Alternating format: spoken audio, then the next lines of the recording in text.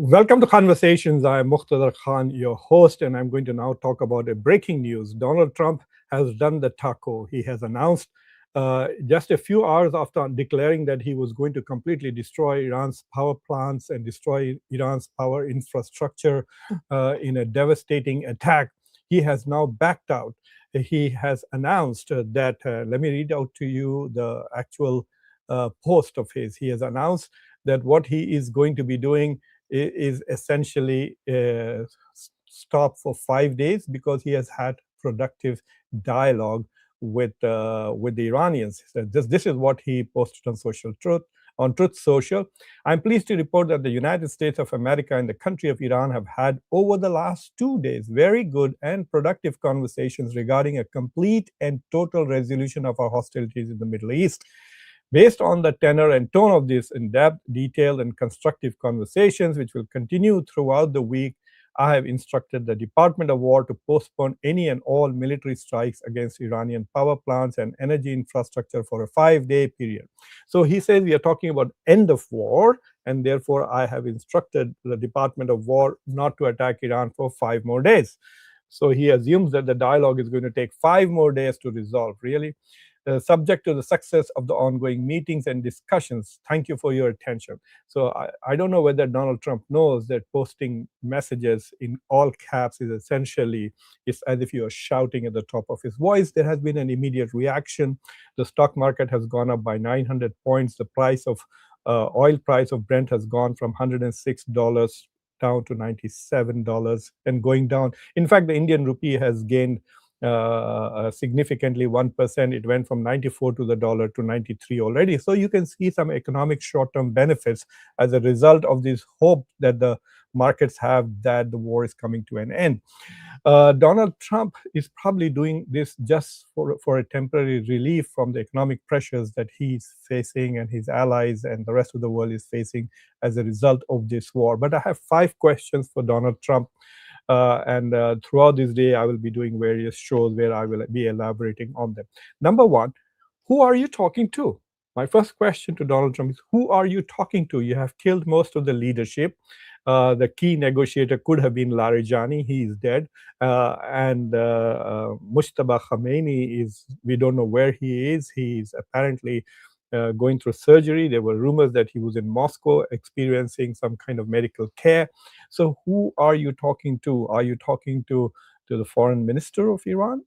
And if the negotiations have been going on for 2 days, why didn't you tell us? You tell us everything, right?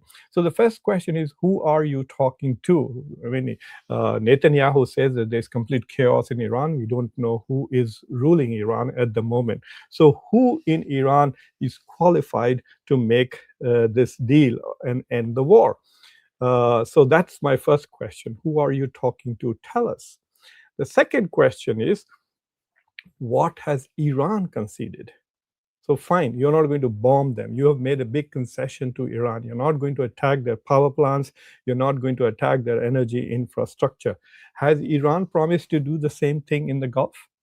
What is Iran giving you other than just talking to you? In fact, the Iranians have completely denied that there has been any negotiations with the United States. In fact, on NBC, Abbas Araghchi, the foreign minister of Iran, said very clearly that there is no point in negotiating with Donald Trump, and if every time he negotiates with the U.S., they attack us. So the last 2 negotiations that they have had, the U.S. and Israel attacked them even as the negotiations were proceeding. So the Iranians are very skeptical about a dialogue with the United States. So the second question is, what did the Iranians concede in return for you? Number 3, who is mediating these dialogues? Like, Iranians don't talk directly to the United States. So who is the mediator? Is it Qatar? Is it Oman? Who is mediating? And all of these countries are now being attacked by Iran. If there was any mediation, they could have directly reached out to them and first negotiated peace for themselves.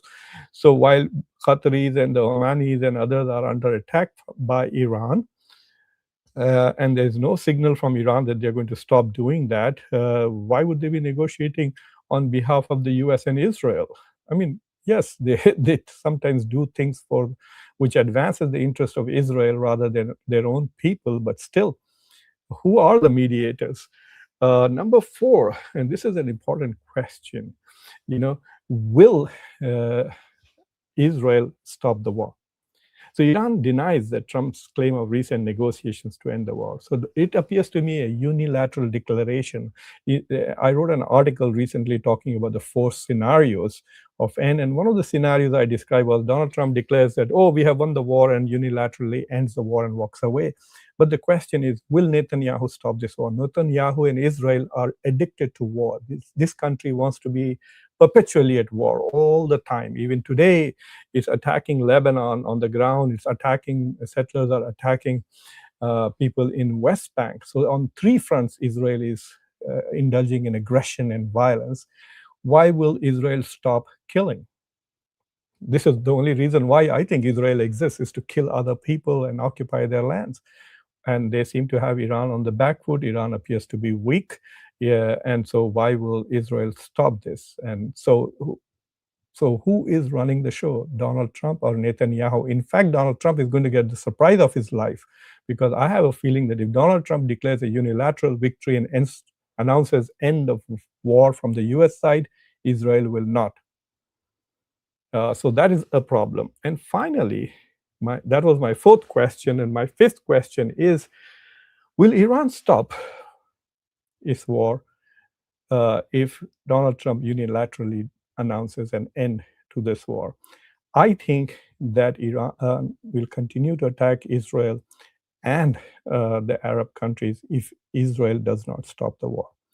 And Iran has a problem, because once the war stops, the US and Israel will be able to replenish their weapons and their stockpiles of interceptors and bombs and defensive missiles very quickly, because they're not suffering any international sanctions. Iran is suffering from international sanctions, so for Iran to rebuild quickly is going to be a big problem. So which means that if the war stops tomorrow, and say 5 months, 4 months from now, the US and Israel would have recovered far more than Iran would recover. And then there's again incentive for Israel to attack Iran. So the Iranians know that they need a negotiated end to the war with a deal.